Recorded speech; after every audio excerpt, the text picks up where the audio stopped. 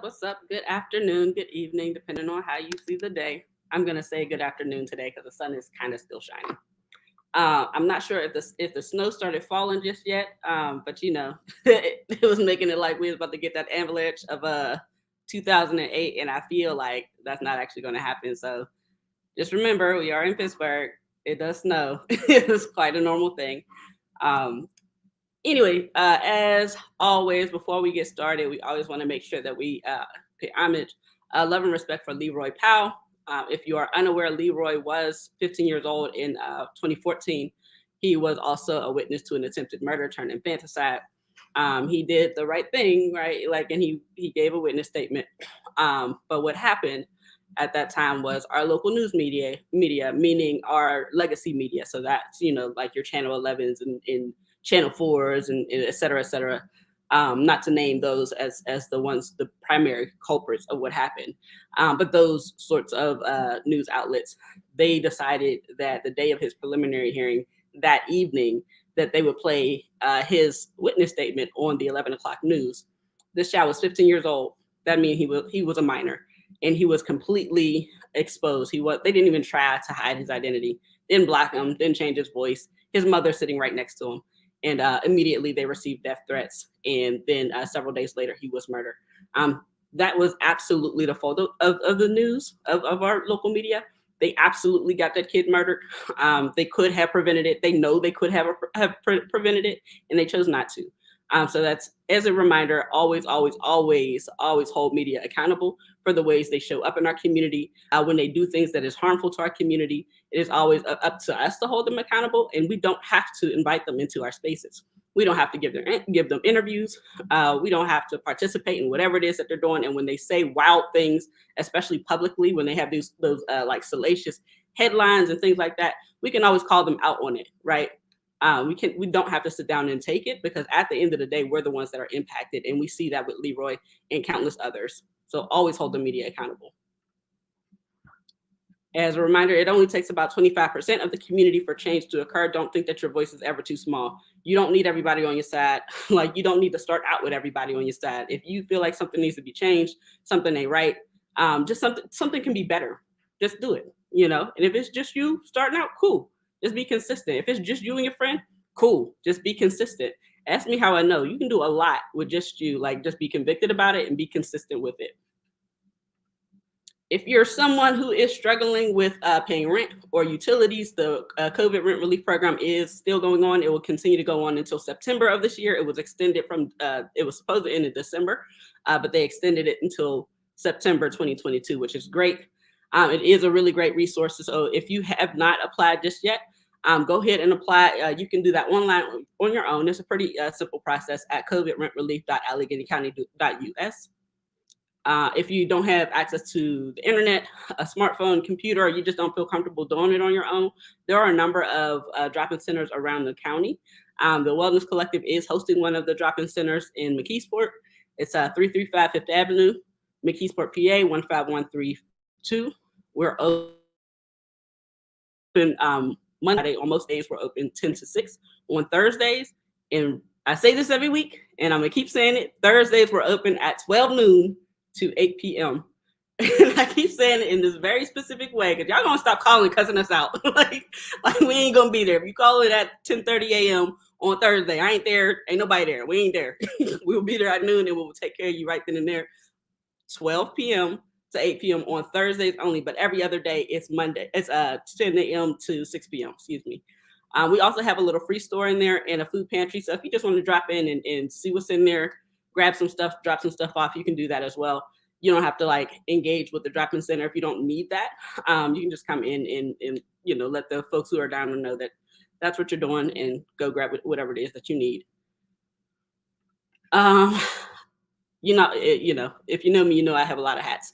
So I'm currently hiring for self-care housekeeping. You can learn a little bit more on our website. I'm not going to talk a whole lot about that, but it is pays somewhere between $21 and $30 an hour. I need to slow down. Depending on the job. If it's something that you're interested in, you can email us at peacelives@selfcarehousekeeping.com. I think that is enough of my updates because I want to get to a very important update. So before we get to the episode today, I want to make sure that we take some time to give an update on our previous episode we did a couple of weeks ago with Ms. Nicole Luster. She came on to talk about her son, Terron Luster. If you don't remember, Terron is currently being held at ACJ for a crime. Not only did he not commit, right, and there's no evidence, no anything that he would have committed this crime. The kid has never been in trouble ever. And the person who is actually, who actually committed the crime has been actively trying to turn themselves in repeatedly. And they've repeatedly been turned away, which is super wild. But this whole story is super wild. So I wanted to take some time to have Ms. Nicole come on and give more updates on what's been happening. He was supposed to go to court and we were hoping to see him home. But I want to make sure she had a moment to discuss what happened. Hey, Ms. Nicole, how are you? Hi, Shannon. I'm good. That's good. Hanging in there? Yes. Good. I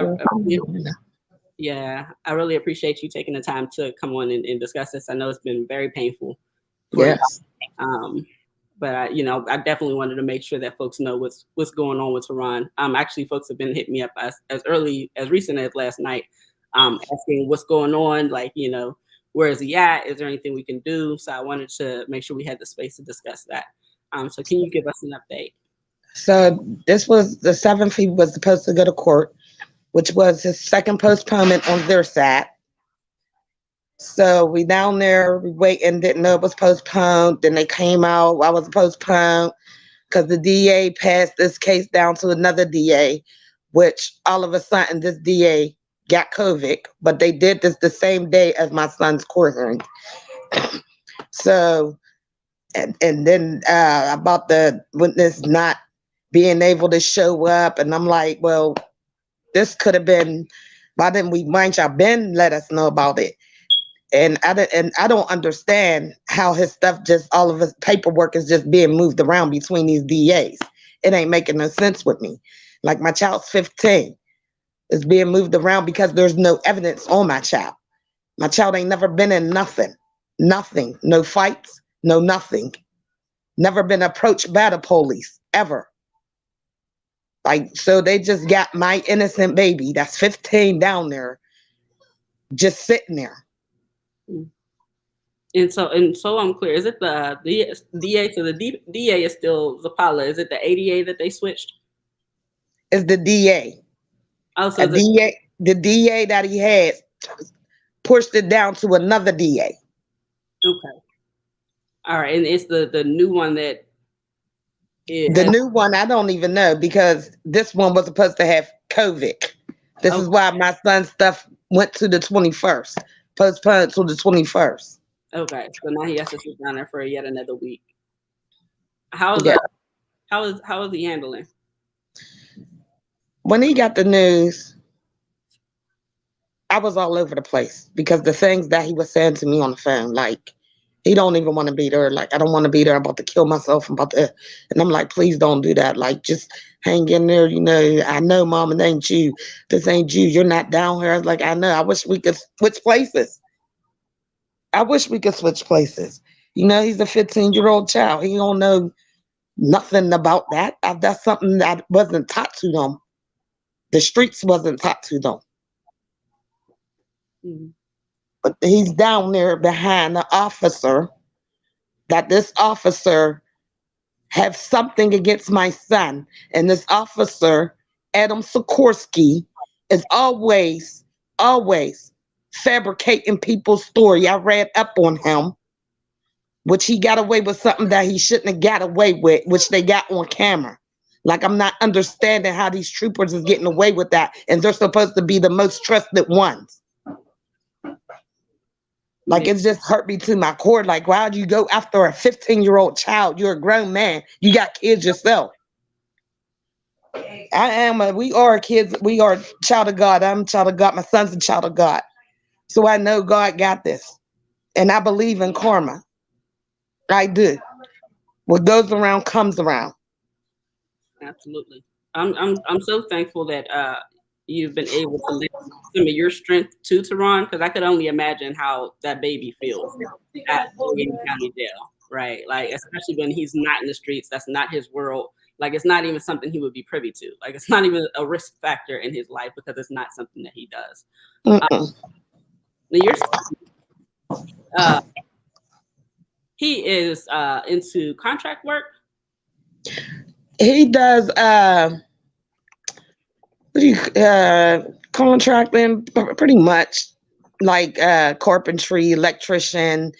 He can remodel a whole house. He can remodel a whole house. He just did a restaurant. He just did a whole restaurant. That is so impressive. He's 15. 15. He started at 13. That's an impressive young man. And for those who didn't catch the show last week, the pictures I was just showing were different pictures of Terron. So this is him currently, I believe. And the other one, some of them are a little older when he was a little younger.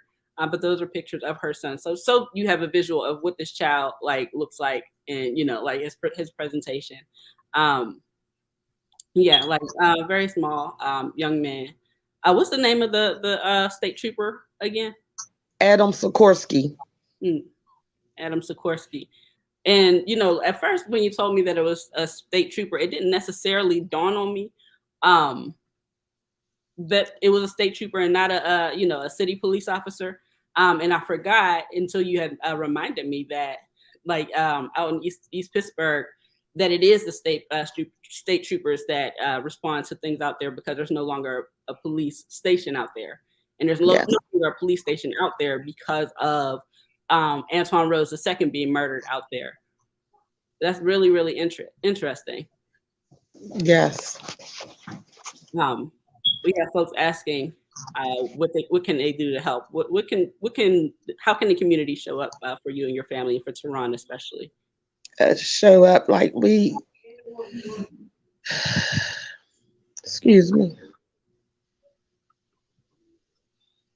I'm not liking this. I'm not liking, for the simple fact is that the state trooper could get away with it. And I think he needs to be stripped. I need somebody to get in touch with, if they could get in touch with the courts, if they could speak to somebody down there about my son, because my son is truly innocent. Truly innocent. Then you got a confession from the person, not one time, not two times, three times. Till this day, still trying to turn himself in, and they keep turning him away. How can you tell somebody that what they tell you? And that's serious. Ain't nobody going to just go in there and just be like, oh, I did it, and they ain't do it just to take the rep for somebody else. No. He confessed on everything. And you tell him he's not credible?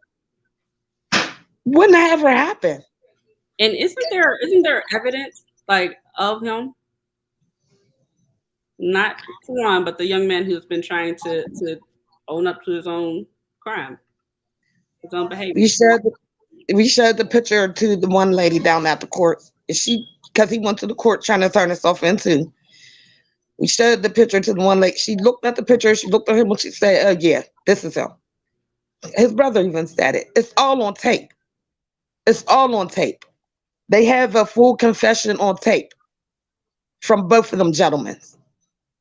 A full confession. But your son is at ACJ. My son's at the Allegheny County Jail. Allegheny County Jail. And I stay prompt and I stay uppity when I talk to him, but when I hang up, it's a breakdown. It's a breakdown. It's like, and I feel bad because I'm his mother and I'm his protector, and I can't do nothing. I can't do nothing. This shit hurts. It hurts. I can imagine. My house is like, sometimes I can't even sit in here. I can't sit. If I sit, I gotta go outside and walk. I can't sit in here. I don't want to be in here. But I gotta stop being selfish because I'm being selfish to my other kids.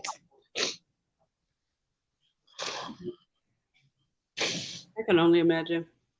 I'm so sorry y'all are dealing with this. Mm. So sorry. I really, really got to give it to the young man who has been trying to do the right thing, right? Yeah. He doesn't have to, right? He could just straight off and let Ron take it. And he's been actively trying to, like, no, it wasn't him. It wasn't him. It was me. I got it. Trying to do the right thing. And he's being denied by the state, which is the wildest thing I've ever heard. Mm-hmm. Wildest thing. And I couldn't imagine why that might be. What I do know, and what we both know, though, about State Trooper Adam Sikorsky is that he has a record of falsely accusing folks of things, right? So a couple of years ago, he was in the news for, first of all, he was shooting at a man, he was responding to a bar fight that there was guns involved, and he showed up and started shooting at a person who actually was trying to help. He actually disarmed the person who had the gun, and he shot at that young man, chased him around. Luckily, he didn't hit the guy, and then claimed that it was the guy. It was the guy that shot at him, and that's why he was shooting back. Luckily, there was video evidence of that not being true. There seems to be like evidence floating around, just discrediting these claims. So, like, I found that interesting that these similar circumstances are popping up around the same state trooper.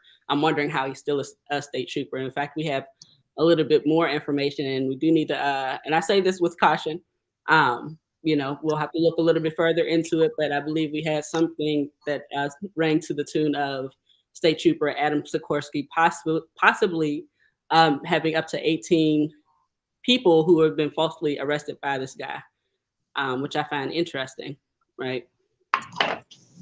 I'm going to continue to not only pray for you all, but definitely show up. There are folks, like I said, folks have been reaching out and asking me, like, how can they support you? How can they show up for you? And making sure that, we're passing that information along, which I can definitely do is call DA Zapala and ask why this child is still at ACJ when there's evidence and a person like who's handing it to you on a silver platter, who actually committed this crime, right? So putting pressure on the courts. We're still trying to figure out, by the way, who the child's judge actually is. On his paperwork, it says Judge Clark. Apparently, when I called, they said it's actually not Judge Clark. So we're trying to locate who the judge is. But once we have that information, we will share that as well. And please do call down to the judge, send letters, send emails, so that the judge knows what's going on with this kid, because the judge has not seen the child, right? Like, has yet to see the child because he's never been to court on all this time he's been in ACJ, right? Right. Yeah. So I appreciate you taking the time out today to give us an update. I really appreciate you. Are definitely praying for you and your family. If there's anything that I can do specifically and my family can do, you already know. But if the community can help, I'll continue to, pass them along to you. And if there's anything that you would need from the community, please let me know and I'll pass that along to them. Okay. Thank you. Absolutely. So much. Absolutely. You have a peaceful rest of the evening, okay? Okay. Thank you, Shannon. Thank you, Nicole. All right. So I definitely want to thank Ms. Nicole Luster for coming on to the show to share an update on her son, which has not been an easy process for her, as you could possibly imagine. It's very, very difficult to hear what they're going through, right? Especially because it feels like there's nothing we can do, but that's not true, What you can do is you can call the DA. What you can do once we find, like I said, once we figure out who his actual judge is, we'll put that information out there too. Make sure that the judge knows what's going on with this child. Put pressure on the court system. Present the fact that there's evidence that somebody else committed this crime that this child is being held for. That the person who committed the crime is actively trying to turn themselves in. This is absolutely wild. None of it makes any sense. But at the end of the day, we do have to bring the child home, and that does take the people. So I am going to transition from one thing to the other, from something really, really heavy to something a bit more lighthearted. I appreciate you all bearing with us and having this conversation because it's important, right? It is very much important. So I'm going to gently switch from the conversation that we were having to the conversation that we are here to have today. Now, as most of you know, I am expecting, myself and my husband are expecting our first child in May of this year, and we're super excited about it. And so, because of that, I decided to do a series called Birthing While Black. This is an entirely new experience for me. The idea of motherhood and me going together is still funny to me. You should see me waddling around. All of it's really funny. So I wanted to, I've been very interested in what this world looks like and feels like, and getting, like seeking out practitioners and learning all of the things that you learn, quite naturally has been interesting. But as a Black woman, it's especially interesting because you have to be intentional about how you are approaching motherhood, especially in the birthing process. Of course, there's traditional ways of going about it. You can go to the hospital, et cetera, et cetera. That's just not a path that I wanted to take. And that's because, I personally have a lot of reservations with hospitals generally, but especially like being a birthing person in a hospital, a Black birthing person in a hospital, it gives me a lot of pause, quite frankly. So it's been really great having our previous guest. So shout out to Martinette Goss. Beautiful work. She does the placenta encapsulation, which I find super interesting. We're definitely going to take advantage of that resource. And then the Elephant Song doula services with Kiasha Edwell and her team. Super dope to have them on. And she actually brought our guest today to us, Miss Jeaonna Hodges, who I am going to introduce now. She is a Black midwife, and they are not people that you see very often. Like, they're definitely the unicorns out here. Hello, Miss Jeaonna. How are you? Hello, I'm fine. How are you? I'm doing great, thank you. Thank you so much for being here today. Thank you for inviting me. Yeah, yes, most definitely. My first question is, where are you from? So I'm originally from Cleveland, and then I grew up on a farm in Albion, PA, like a little farm. And then I moved here to Pittsburgh to go to Pitt. So I've been here for about 25 years. And I've been a doula for 18 years. I've attended 905 births. And so as a midwife, this is new and old to me. It's kind of, I come from a long line of baby catchers. And so it was natural to transition into this. So here I am as a midwife. That's awesome. Now, I typically ask like what brings people to Pittsburgh. It's always school or work. That's except for like very recently, but no one knew Pittsburgh existed unless you were going to school there or you were going to work there. So you went to school there. That makes sense. Got it. What Right. to Albion? My mother. So my mother left Cleveland and moved to Albion. Quiet farm city, saw more cows and goats than anything else. So it was actually great growing up there. It was a little bit of a culture shock coming to Pittsburgh when I first came as an 18-year-old. And but yeah, I actually loved my childhood. We, grew our own food and, played outside. So it was great, that on that side of it. This is very different. My kids grew up here. So the contrast is very, very, very different. They're always just like, Mom, you don't even know. Half the time I don't know what they're saying because I still don't understand the slang. So That's hilarious. I could imagine that's a bit of a different, And cows are awesome. That's what's up. I wish I grew up near cows. Anytime I would see cows, this is a random stupid fact, but when like traveling, because if you go like 20, 40 minutes in any direction from Pittsburgh, there's going to be a cow there. It's going to happen. It's farmland around Pittsburgh, around Allegheny County. And I just always had this thing for cows. Like they just seem cool. Like they mind their business. Just like moo, I'm a cow. Like they're very solid and sturdy. And so when I would see cows, I'd be like, cow! Since I was a child. I do that to this day. They definitely do mind their business. My thing was goats. I grew up showing goats. I had a prize-winning goat. It was just something that no one would ever guess. This little black girl at the fair showing a goat. Winning the prizes, huh? Yes. Awesome. Okay. Well, if I need to learn how to homestead at all, I know who to call. Right. So you say you come from a long line of baby catchers. So this is quite natural to you, huh? Yes. It actually, I don't want to say I never wanted to be a midwife, but I kind of just rested at doula for a while, kind of like, oh, this is great. I can coach them, not catch them. And I think for a long time, I didn't want the responsibility, but it just became kind of this natural progression where I became a midwife assistant and then a midwife student. And then my preceptor midwife, when she said, you realize you are a midwife, when you look at the NARM paperwork of see one, do one. And she's just like, yeah, you kind of checked off all the boxes. And, I was like, no. And she's like, you do realize when we take you to a birth, we just let you do. And it never occurred to me that that's actually what happened. I mean, I kind of go in, I do my thing. No one really directed me a whole lot. So it became one of those things like we just kind of let you do your thing. So now I've transitioned into, oh yeah, now I got to catch them. But my philosophy as a midwife is kind of like, it's your birth, it's your party. I'm just here.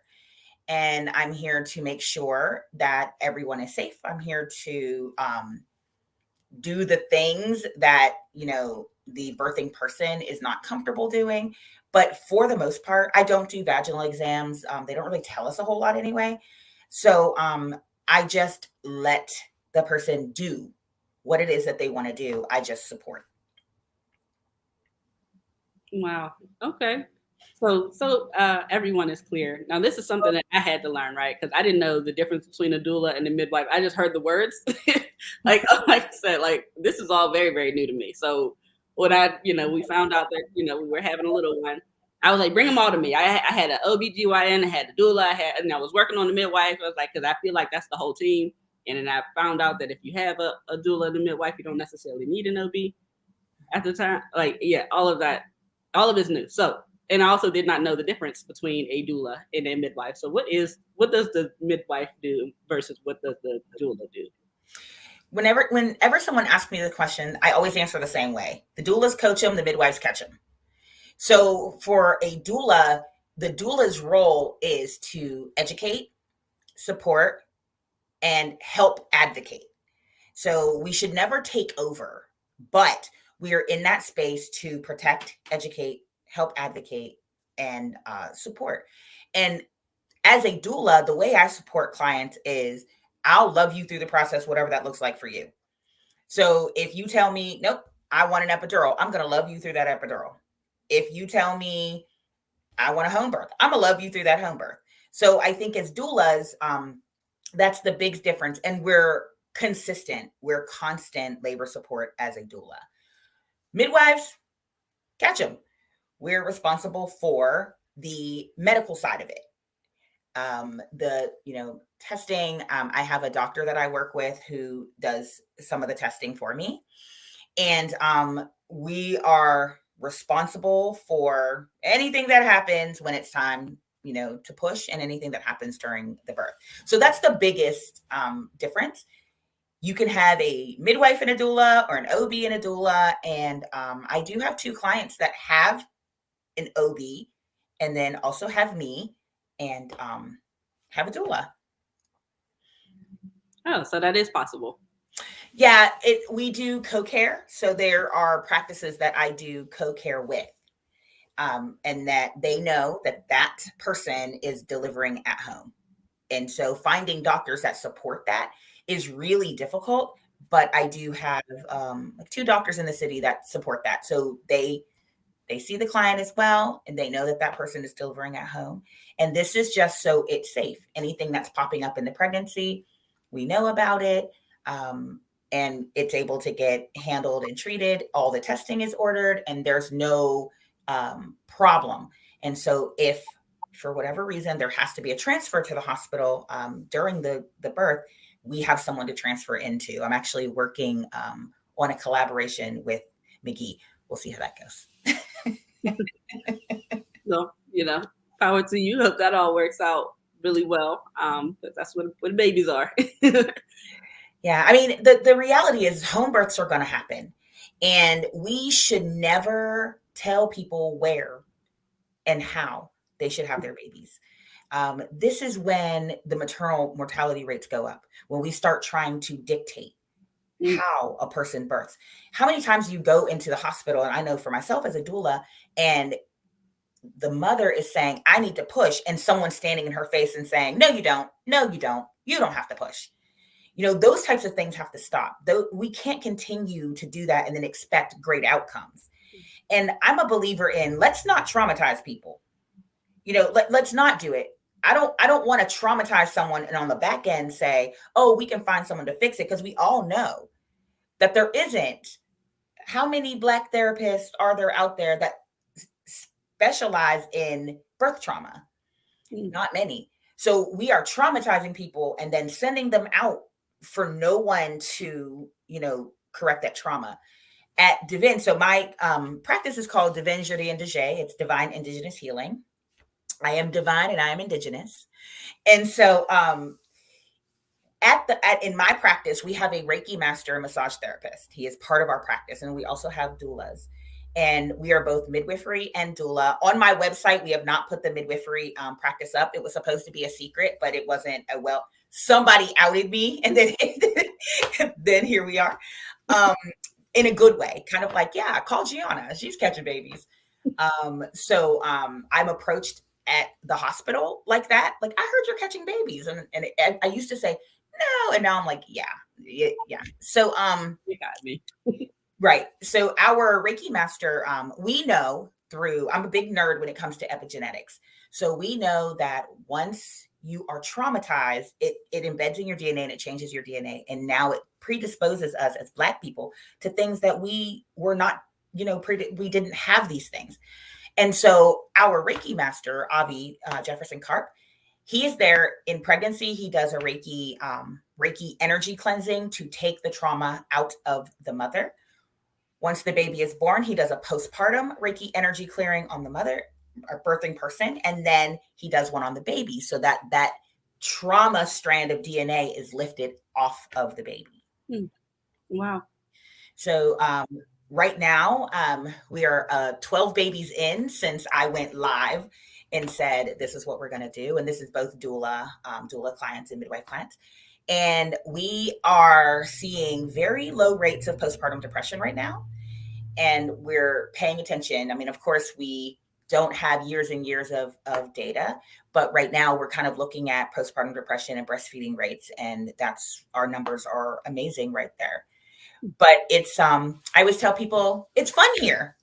We have one of our, my midwife's assistant plays a pan drum.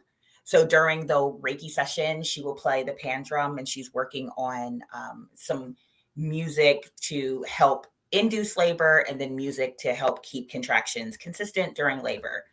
So that's what we're doing over at Divine. It's exciting over here. Sometimes I pinch myself and say, what is happening? I'm a doula, but it took me a long time to, kind of say, no, I'm a midwife. And this is what I was put here to do. Yes, that is exciting. All of that is really exciting and really cool. Oh my goodness. Yeah, thinking about like the trauma. Unfortunately, there's so many women, birthing people who have been like kind of forced into C-sections, really early on without like much of a choice or anything, forced into epidurals, like just forced into things that they're not necessarily on board with. Just don't have the space to think through and walk through those things. And I know you just said that you're working on a relationship with McGee. I'm mentioning this because it's come up several times and it's been concerning.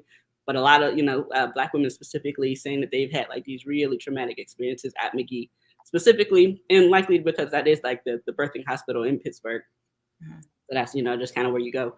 But having these circumstances where it's like your choice is taken away, and your body isn't being listened to, and you're not being listened to, and that's not necessarily a McGee specific issue. I think like that's just a hospital, medical center issue when it comes to Black bodies, right? Because medical apartheid is a very real thing.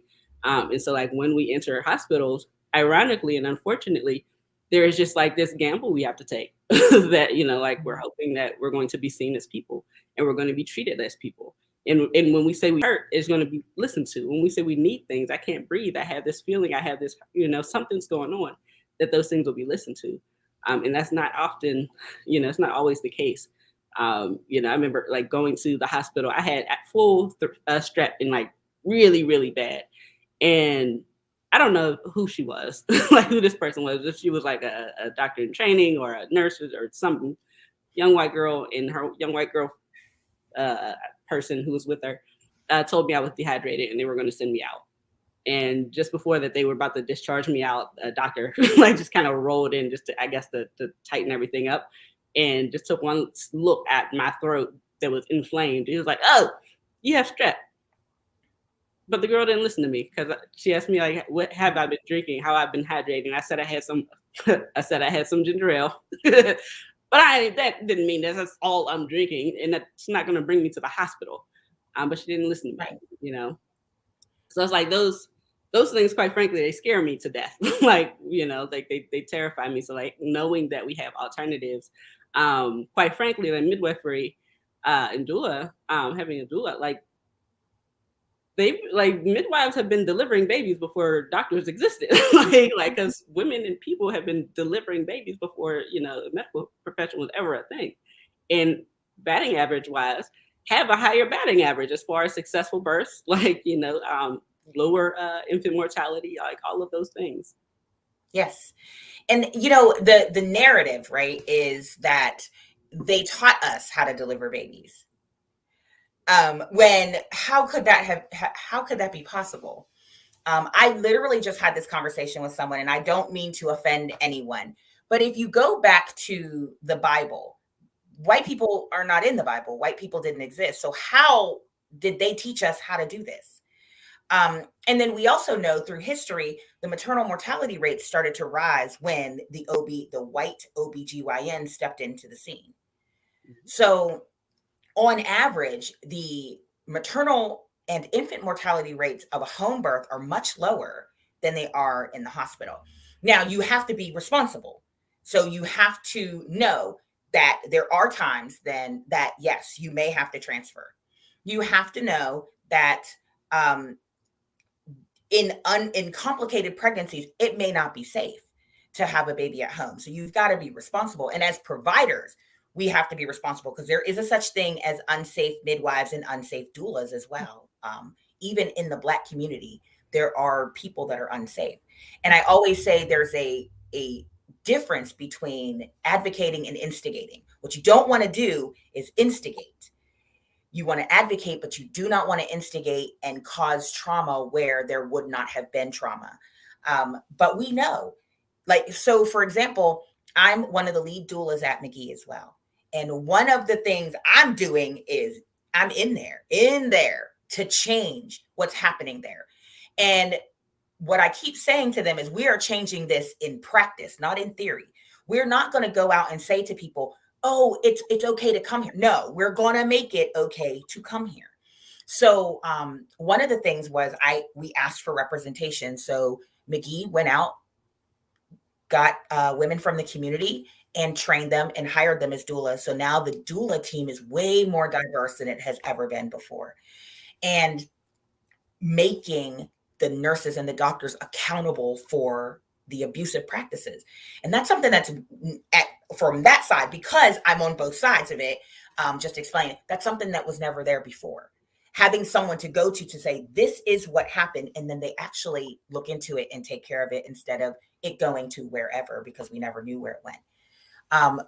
But that is changing some, but we still know that out there all around, the average of maternal mortality rate in Allegheny County is higher than the national average. So we've got to do something about that. What is it? And anytime you walk into a space and you have to remind a doctor or a nurse that that person in that bed with brown skin is a human, we've got problems. And this goes all the way back to medical school, when they're taught that informed consent can be simple as, I say you do this and therefore you do it. So one thing that birthing persons should know is that you have the right to tell everybody to stop. You have the right to say no. You have the right to say, what are you doing this for? What are the risks and the benefits? You have the right to say, I don't want to do this. What will happen if I never do it? What will happen if I do it in 6 hours? But more importantly, you have the right to fire that practitioner. You have the right to say, no, you're not listening to me. I need a new nurse. Or no, you're not listening to me. I need a new doctor. What we should never do as Black people is lay there and take it anymore. We can't do that. And so the other thing that I'm discussing with some people at McGee is that Black people should show up for Black initiatives. If Black people should show up when a Black person says, I've been abused here. Why would we can't send a white person in to Black people should be the ones. Black people should be getting the money, the grant money to fund Black causes. So these are the things that I'm kind of loudmouth about. Just kind of like, okay, well, all this grant money went out, but where are the Black organizations that get this grant money? Where are the people with boots on the ground that get this grant money? Why are people getting this grant money that have never stepped foot in the birth space? So those are the things that we have to. So even as a midwife with my own practice at McGee, those are the things that I'm yelling the most about.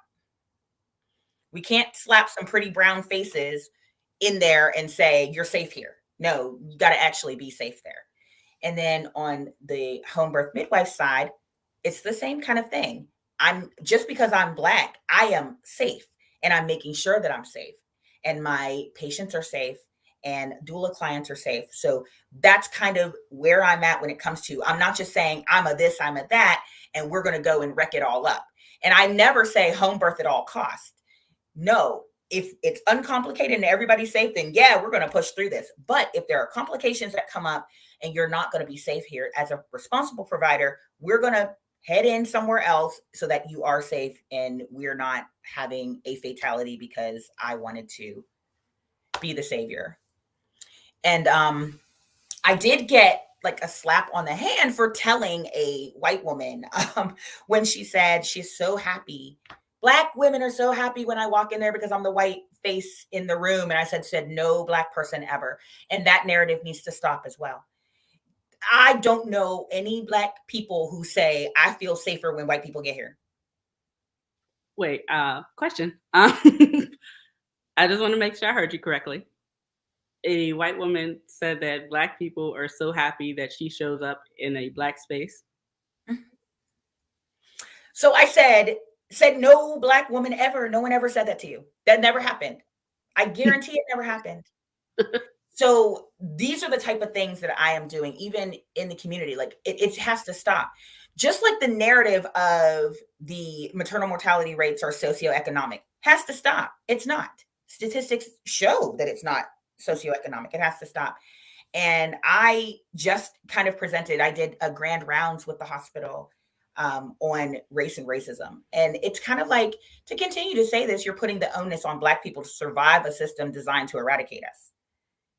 And then you're sending people who oppress us in to save us so that they can pat themselves on the back and say, we saved that, So as a birthing person, one of my biggest piece of advice is to advocate for yourself. If you feel like something's not right, speak up. And as Black people, do you know how many times I hear, well, I was afraid to say anything. I didn't want them to be mean to me and my baby. And then we get herded, or called, angry Black people, angry Black women. That person. I walked into the birth space once and the nurse grabbed me in the hall and she said, I don't even know how you met this person, but she's in there screaming. And when I walked into the room, the only thing she was upset about is because she had asked several times not to ask her she wanted an epidural. She didn't want one, and to stop asking her. And they just kept asking her. And that's what she was upset about. And I'm just like, who's screaming and hollering in here? She's not. She's telling you she has autonomy over her body. She's telling you to leave her alone. She's fine. So that's my thing about the hospital system, where it's like we've got to do better. And even us as birthing people, we have to say, no, I am not going to do this. And the doctors have to give informed consent. How many times they come in and we're going to break your water? So where was this is what we want to do, this is why we want to do it, so that if you come in and say, I'm going to break your water, that's not informed consent. It's not. So we as Black people, we actually have the responsibility to learn the policies, learn what our rights are as patients, learn the policies of your provider, because that's one thing that sometimes people don't do. And then when your provider says, oh no, it's my policy to do this, but you didn't even know because you never asked. So hiring a doula, every single Black person who delivers should have a doula. Every single person. And as doulas and providers, we should be teaching our birthing persons how to advocate, and we should be teaching them how to ask questions, ask for policies, ask the office politics. I tell people who are going in for a VBAC and they'll say, I don't know what to ask. The provider say yes. And I give them a list of questions to ask. And I said, if your provider says, oh yeah, to all these, they're not VBAC friendly. They're telling you they're VBAC friendly so that you will do what they want, and they're going to walk you right into a C-section. And what's the VBAC? A VBAC is a vaginal birth after a cesarean. Gotcha. Well, one, I want to say I'm so happy that you're talking about like self-advocacy, right? Like being able to speak up, especially like in the birthing room. Because it is like, it's one of those things, right? Like it's this idea of authority. Like this is the person with the white coat and whatever. Like, so like they have the authority, and also they know better. Like, and it's already ingrained in us, especially as Black people, because that's just kind of how we're conditioned.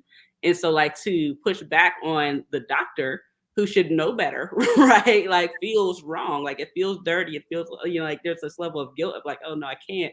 Or it's like, if I say something, then they can harm me and there's nothing I could do about that. So like it's a really scary thing, or it can feel that way. And because it can like inherently feel that way, then it also leads us to just feeling like this isn't an option, right? Like it's just not an option in the first place. And going to, you speaking about, when they come in and just tell you what they're going to do versus asking for informed consent. There's something called, what is it? Architecture of choice or something like that. But basically like, there's choice here. Like choice technically exists, but the presentation of it means that choice isn't actually made available. Like there's no access to the actual choice that's available to you. So if someone walking in with a white coat, like in their stethoscope and whatever else, telling this is what we're going to do, it's really easy to fall back into, okay, even if I'm uncomfortable, even if I don't want that, even if it hurts, even if it doesn't feel right, okay. Because you're the doctor, Right. I'm really happy that you like leaned into that's not the case. That is not the case. It's not the case. And at McGee specifically, you can call a condition H if you feel like something's not right. If you are worried about what's happening, you can call a condition H. And that stops everything, and that brings other intervention into the room to ask you what's going on, what's happening. We are actively, sometimes when you call a condition H at McGee, for people who are of darker skin tones, they send security. So we are on the McGee side of it, actively stopping that. Don't send security. Why are you sending security? they're saying that this doesn't feel good. Why are you sending security? So that's one of the other things I'm kind of like, this doesn't look right to me. So that's like kind of the hospital. I think people should make the choice that feels better for them to deliver at the birth center, at home, or in the hospital. I think that whatever choice is good for you, make that choice. But an educated option is birthing at home. And either with a midwife, or if you're going to free birth at home. If you're going to free birth at home, I do have advice for those that are doing that. Make sure you've covered all your grounds. Know how long it takes 911 to get there. Know how to resuscitate a newborn, and that is not the same as infant CPR. It's not even close. Know how to stop a hemorrhage, or know when there is a hemorrhage, and know the signs that things are not quite going well through the labor. And if you have a plan from A to Z you've planned for everything, then free birthing is, a safe choice as well. Most free birthers I know have a midwife on standby so that they have someone they can call and say, hey, things are not necessarily going, or we're not sure. And then the midwife comes over after the baby's born, just like check for tears and make sure that bleeding has, slowed down. But birthing at home is an option. It's a beautiful choice. It's an educated choice. People are like, they always, when I say I'm a home birth midwife, especially at McGee, I'll get, people still have babies at home. And I'm just like, yeah. And so it's an educated choice. People who want to have a home birth don't come and ask me about home births because they have nothing better to do. Insurances don't cover them. So they've come knowing that this is exactly what they want to do. And so a little bit about our practice is we do have strict policies on what is going to make us transfer out of the home. And it's not, I'm tired. You know what I mean? If I'm tired, it doesn't matter. I'm like going to sleep on the couch, or I'm going to sleep on the floor. But we do have some things that if they start to happen in labor, we're going to transfer in. I actually have 2 senior midwives that I'll ask first and say, hey, have you seen this before? Is this kind of normal? I've never seen it before. That can come into the space and say, nope, this is good, or no. So for my practice, we are safety first. And there's a couple things that if they start to happen, then we know that the outcome may not be great if we stay home. So that's one thing that folks have to agree to when they come to our practice, is that there may be a transfer, and no, I will not transfer for any reason is not an option. There are sometimes reasons. Otherwise, if everything is going great, we just don't transfer. We're hanging out. We're, doing whatever you want to do, and letting you eat and letting you move and be in the tub and whatever feels good to you while we're birthing. One of my my midwife assistant / about to be Montrese is on is listening in. I saw her comment. Oh. Oh, that's all really, really great information. We're actually doing a home birth, a water birth. And it's funny, my whole family thinks I'm very witchy and whatever, new agey. So when I see stuff, they're like, okay, all right. But there has been, my husband's family is like, you're doing what? Like, Right. I'm doing. And you're right. Like, someone deciding that they're going to do a home birth, know why they're doing it. I would imagine, because I was very, very much like, this is what I'm doing. Like, because, knowing the statistics, like, I don't want to die. Like, I don't want to be forced into doing something that I don't, that's going to hurt me. And again, like knowing some of the horror stories, right? Like, I know women who are dealing with the impact of a really, really traumatic birth experience to this day, and their kids are grown. Like, they have adult children, and they're still dealing with it. I don't want that. I don't want none of that. Plus, I like the idea of being home in my house where I feel safe and comfortable with people that I love. Yeah, have your baby and keep it moving. Period. I ain't got to travel home. I ain't got to do all that. My bed's right there. like the clean up. Like, I ain't got to. I feel like I ain't got to deflate the pool or anything. Somebody else gonna do that. Right. And that's the great thing about it. You have your baby, you carry on with normal, and someone cleans everything up for you, and someone makes sure that you know, had something to eat. And so, you know, prior to obstetricians, we just didn't go to the hospital. And in most countries, the hospital isn't the first place. They're taken care of by midwives. I met someone from Ireland, and that is how it was in Ireland. They were kind of surprised, like, why do I have to be at the hospital? I don't want to do this unless there's a problem. Right. And so, yeah, we have to. The other thing that some people may not know, the CDC actually put these numbers out. 85% of maternal mortality rates, it would drop down by 85% if that uncomplicated pregnancy was taken care of by a midwife. See, Because if you're consistently, it's like the idea of consistent fetal monitoring, that we don't do that in the birth space. It's like every 15 minutes we're listen through a contraction, making sure everything's good. Listen a little bit more when it's time to push, but otherwise we're not consistently chasing someone around. But we know that if you listen to a baby for an extended amount of time, you're going to see some anomalies in there. And I had a doctor say to me, well, if we're, you know, checking and we've got this consistent monitoring, we're going to see some things, and then we err on the side of caution. Well, what if you're erring on the side of caution and there was nothing wrong? Now you're talking C-section, and all we needed was a position change. You're rushing to C-section and just get her off her back. Yeah. Isn't there a disparity between that being the airing of caution with Black women versus white or non-Black women? Yes. So there's been several things that you said that is actually really consistent with policing. Yes. And I feel like I've had this same conversation in all of the Black Birthing While Black episodes we've done. And so there's like this erring on the side of caution, like, oh, well, we're going to cut the mom open and we'll deal with it later because, like, you know, we heard an anomaly. And so we felt like that was like best practices.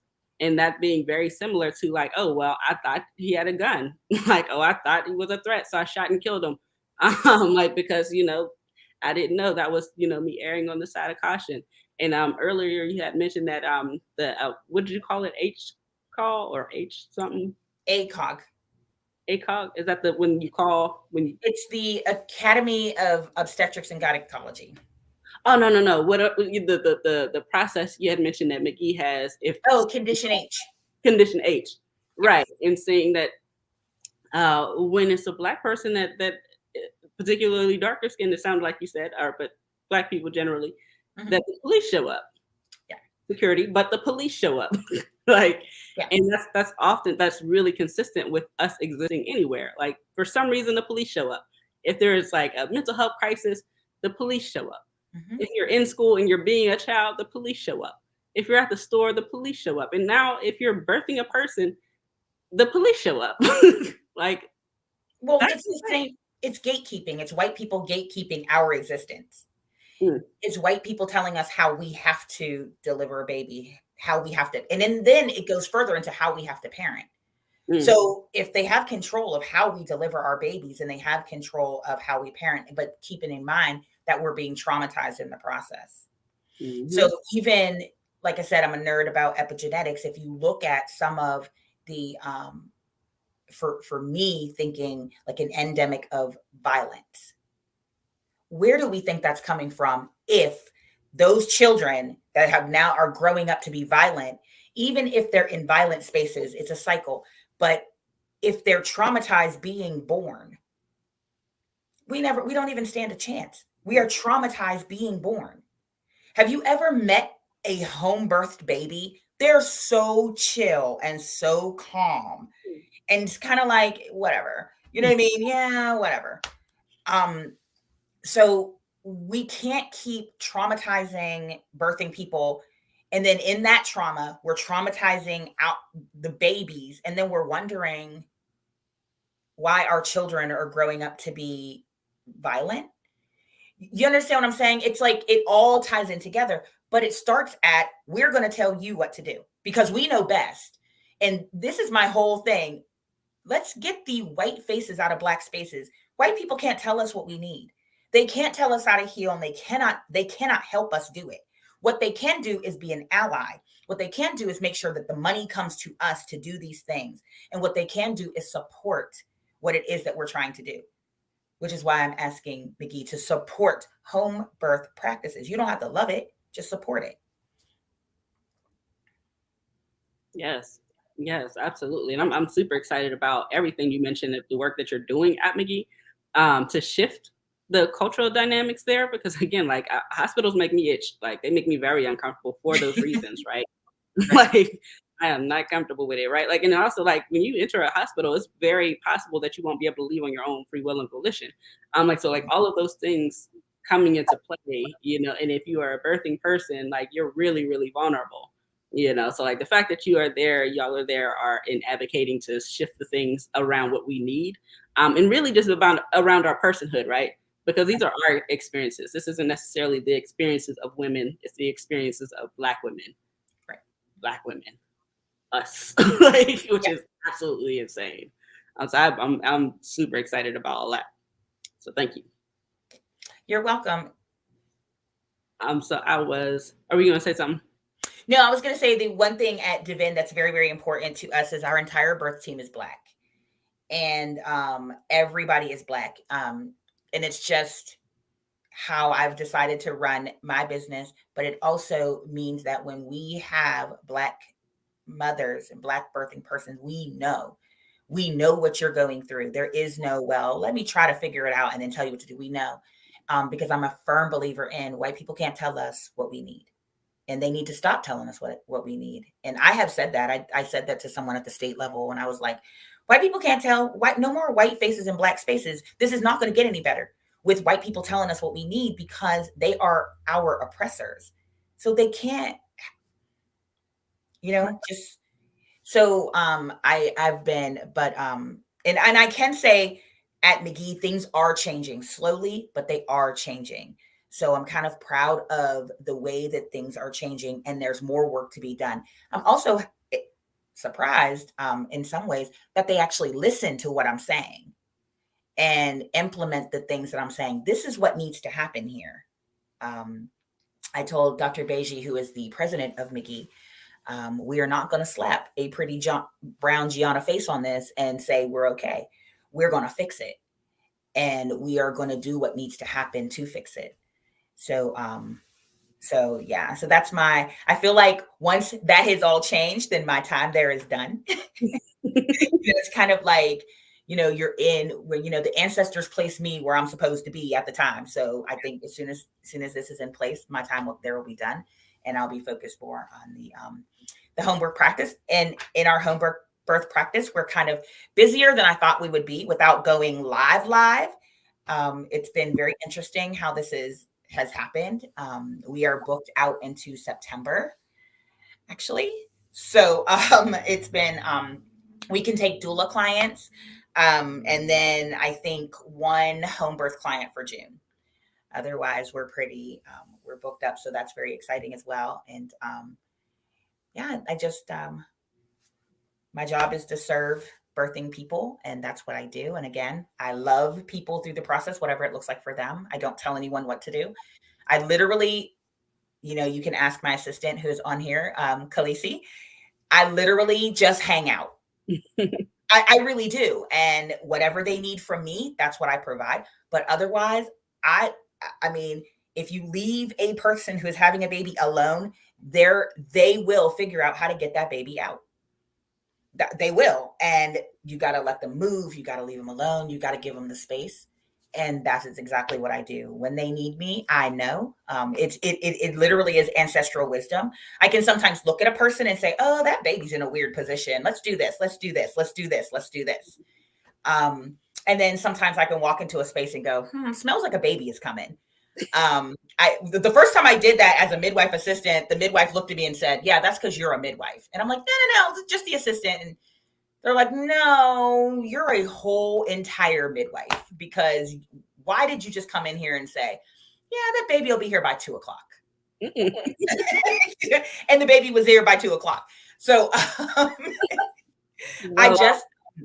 funny enough, I just did that even at McGee. I kind of walked in. I was like, okay, well, this is going to take a while. And then I was like, no, I don't think it will. And then I was like, I'm just going to hang out for a minute and I'm going to see. And literally I was there for about 45 minutes.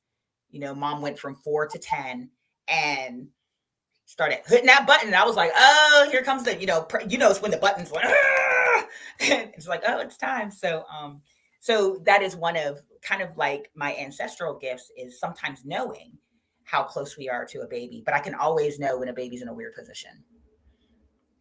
I call them the wonky babies. Yeah, it's a weird. It's really weird. I mean, I think it's really weird because I can be like, that baby is kind of like, and I've never been wrong. It's almost like I can see it, and I'm like, that baby is kind of wonky. Let's lunge. Let's do some squats. Let's like do the mile circuit or something. That baby's in a weird position. Oh my goodness. That is well, in my experience, the whole idea of failure to progress happens sometimes because the baby's in a weird position. And it's like, I don't believe in the idea of failure to progress. Your body will kick that baby out. Right. So what's happening? Are they not being given enough time, or is the baby in a weird position? And a lot of times in my experience, the baby's in a weird position. Baby like snacking. Yeah. Or the cord is wrapped in a weird way, or the cord is really short. There's a reason that cervix didn't dilate. It's not because the mom couldn't do it, because the body didn't do it. I think that's not true. That's interesting. So it's almost like the body's like, no, we need to fix something before we move forward here. Right. Yeah. And then the birthing person isn't given enough time. Sorry for my soapbox on birth. No apologies at all. I'm like, oh my goodness. Look, today I learned that midwives can smell babies and yeah, it smells kind of like wet dirt. What? Like, yeah, it has its own distinct smell when a baby is coming soon. You know, like within the hour, it does have its own smell. That's wild. That is so wild. There are some doulas who can do it too. Who could be like, yeah, I smell a baby coming. It's like a joke, kind of like, I smell a baby coming. You know what I mean? Oh, but it does. It's like an earthy kind of organic smell. And then you know that baby is on the way. Oh, I'm so interested in birth work. It's slimy though too. So y'all got it. I love it. We wear gloves. No. So that brings me to my next question is, you're considered a granny midwife, correct? Yes. What is that? So the granny midwives were the first midwives. They were the Black women that were delivering babies, the Native American women that were delivering babies way before white people told us that we didn't know what we were doing. And so my decision to become a traditional midwife is what makes me a grand midwife. And then, lineage of midwives coming down. My decision to become a traditional midwife as opposed to a CNM is that my grandmothers were not CNMs. And I think that when white people told us that we had to have these titles, it literally helped in colonizing birth work. So I'm not going to go and do something that my grandmothers, could have gotten arrested for, because at some point in time, lay midwives were illegal. Having a baby at home with a lay midwife was illegal. And in some states, it still is illegal. So there's no reason for me to go and become part of this system that eradicated my grandmothers and my great grandmothers. So I'm a granny midwife like them. Wow. Yeah. So I think it's crazy because my highest numbers are doula births, but even the amount of births that I've attended at 905 makes me a granny something. I'm a granny doula too. Oh, that's amazing and quite correct, right? Like, and it's again, like these things are thematic, systematic actually. Mm-hmm. And so like when things are, put behind this like certification firewall, as I like to think of it, it does, like, like the people who are either naturally good at or have been, trained up it throughout their lives or their community. All of a sudden you don't have access to this work that you know how to do. Matter of fact, you probably train the people who are now requesting and requiring these certifications. Right. And that's been throughout history. The same thing with architecture. Drafting is, largely was Black people. Shout out to my husband. I learned that from him. He is an architect. But like the certification though, put up all of these barriers. So now like the pool of certified Black architects is like this big compared to all of the architects that are available in the country. Same thing for if you think about EMT or paramedics. Fun fact, paramedics, the service itself started in Pittsburgh. It was actually Freedom House in the Hill District, because the emergency vans would not show up for us when we had emergencies prior to there being paramedics. And so, long story short, we created this paramedic service, or the guys at Freedom House did. And not only were they showing up when there was an emergency, they were treating people in the van, right? Like, so like that was the first iteration of paramedics. And they serviced Allegheny County. They had contract with the county, but of course, the city and the county weren't necessarily interested in them, like didn't necessarily support them. I believe our mayor at the time was Flaherty. I think his nephew just ran for judge. He didn't win. But they just were wholly uninterested because they were Black folks, until some white child in like Castle Shannon or somewhere got hit by a car. I think something like that. Something happened. And the Black paramedic service showed up and saved the kid's life. And all of a sudden it's like, oh, this is a great thing. It'd been a great thing. Like it was a great thing in the first place, right? And instead of leaning in and supporting, like, this is great what you all are doing, we would love to pour in and invest and get behind you, what they did was they duplicated the service, and then they snatched their contract away in the county and said that, well, you can come and work for us, we'll just have to retrain you. And now this is a global system that started in Pittsburgh, in the Hill, out of necessity, because no one comes when we call. That's, again, it's just thematic of like putting up that firewall of like, oh, you need this certification all of a sudden from people who were not the originators of the work to begin with. Interesting. And and it's the same thing when you're looking at midwifery, is that first of all, it's very hard to find a preceptor. It's almost impossible. And then when you do find a preceptor, when you are naturally gifted, because if you look at our community, I'm not the only naturally gifted midwife. I'm not the only Black naturally gifted midwife. My assistant, she'll be my Montrese Khaleesi, is a naturally gifted midwife. My daughter, naturally gifted midwife. She caught a baby because she got there before I did. And so there are other people in the community that are naturally gifted as doulas, midwives, and then you look at how much it costs to be trained. I'm actually at Devin doing a doula training. I was really like, I'm going to let somebody else train my doulas. And then I thought, wait a minute. I'm 905 babies in. I know how to do this thing. And it's because there are people who cannot afford this training. And do we continue to deny our birth workers and say, well, we know you have this natural gift, but you can't afford this? And then actually later on in the year, it was going to be April, but later on in the year, due to a family issue, I will start to take midwife assistants and then turn them into midwife students, midwife apprentices, because the practice of preceptor midwife is predatory. And I was very fortunate that my preceptors, they didn't ask to pay. They didn't ask me to pay them. They didn't. I became a midwife assistant. I learned there. And then based on skill level, they moved us up to students.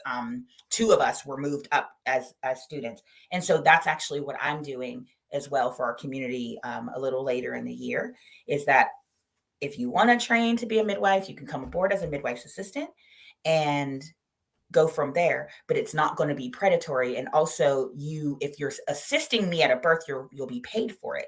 And that was another thing. Sometimes assistants will go and assist at the birth and the midwife is like, well, free labor, but we are changing the narrative. That is not how my grandmothers trained anyone. They took people like, hey, come to a birth, like me, come to a birth. You're going to be my assistant today. You know what I mean? So I'm replicating that as well, which is another thing that makes me a granny, is replicating what my ancestors did. Because back in the day, they weren't paying to learn this. They would take daughter or sister or somebody and say, come on, come with me and assist on this. And then, oh, the next thing you know, that person is now a midwife. So we're replicating that. That's amazing.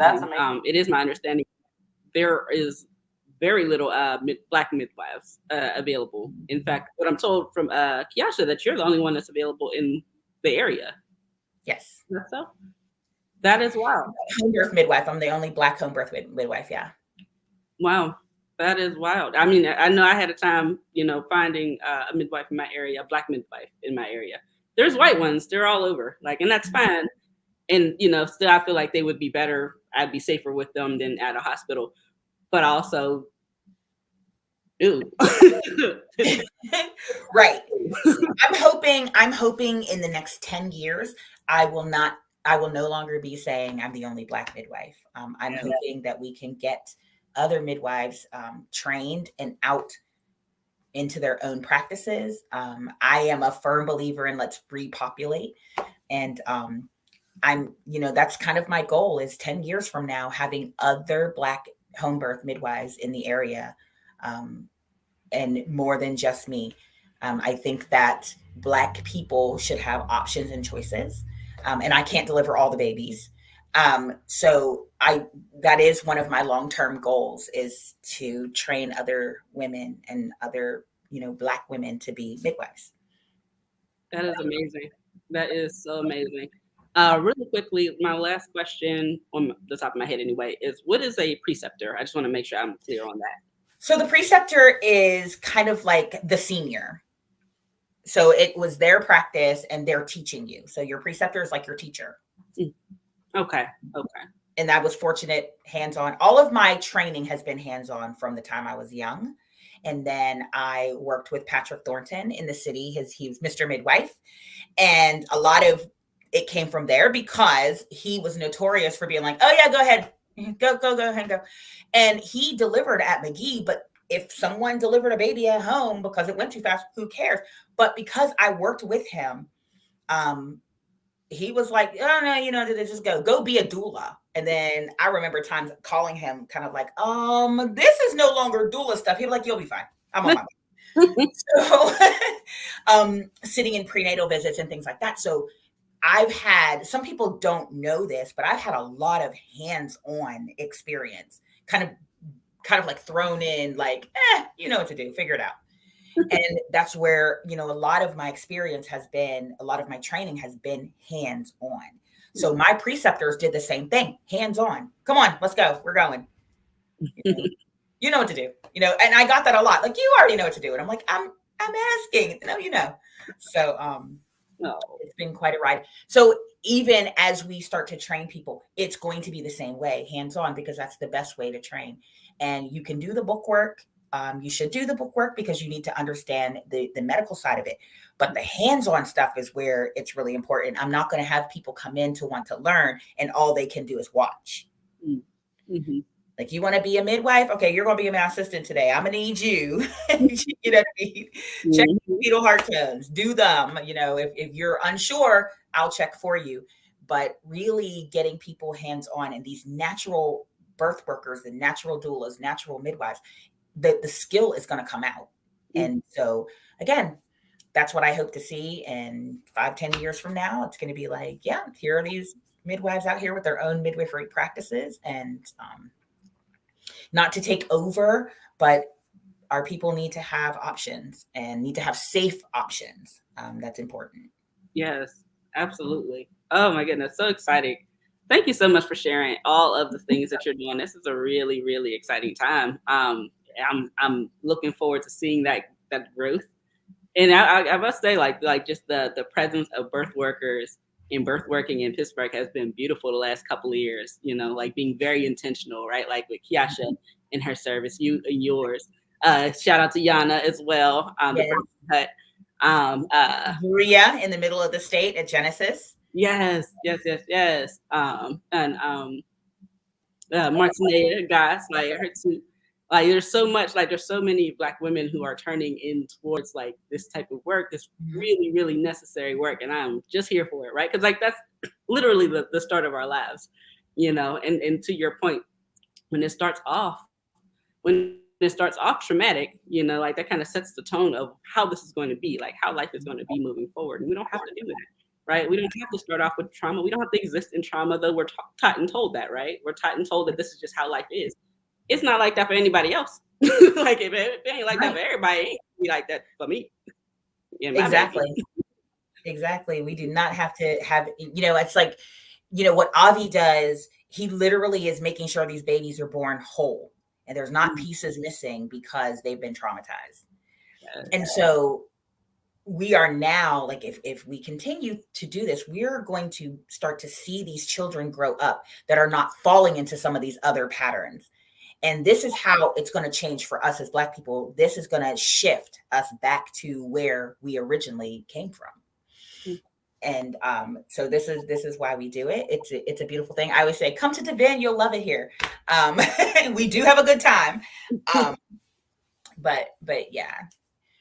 Beautiful. So your Facebook page, can you pronounce it? I know I'm gonna jack it up.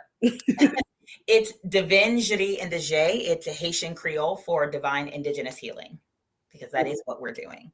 Yes. So you can find her and them there. Is there anything else you'd want to share out with everyone before we say peace for the evening? I just want to say thank you for allowing me to come and speak to you guys. If you have any questions about midwives or anything like that, you can hit me up on Facebook or my website. My website is on the Facebook page, so you can hit me up on the website and I'll answer questions. Even if you're not hiring me as a midwife, I can definitely help you to find the midwife that's right for you. So yes, you can hit me up, and thank you so much. I appreciate the time. This was exciting. Yes. Thank you again for responding to my random message. I'm notorious for hitting up people that don't know me from paint.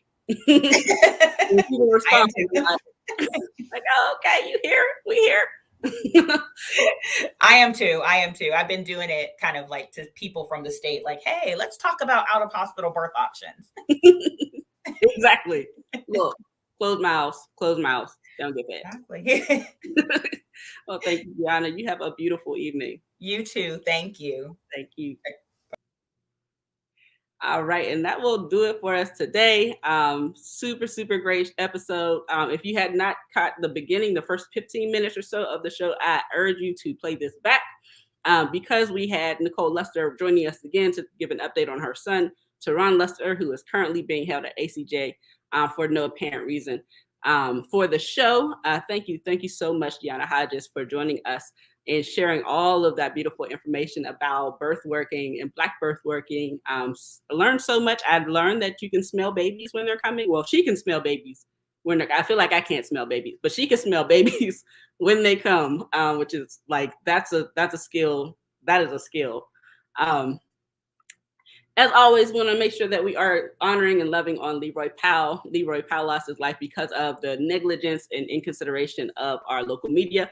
Always hold media accountable when they show up. We do not have to adhere to anything that they do or say.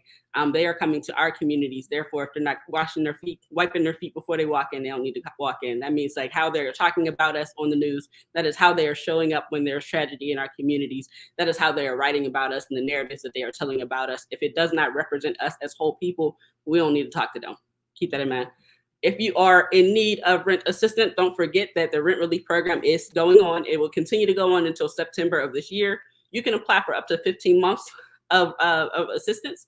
So definitely take advantage of it if you have not already. You can go to covidrentrelief.alleghanycounty.us and apply it right online. If you need additional assistance or if you don't have access to a computer, you can go to any of the drop-in centers around the county.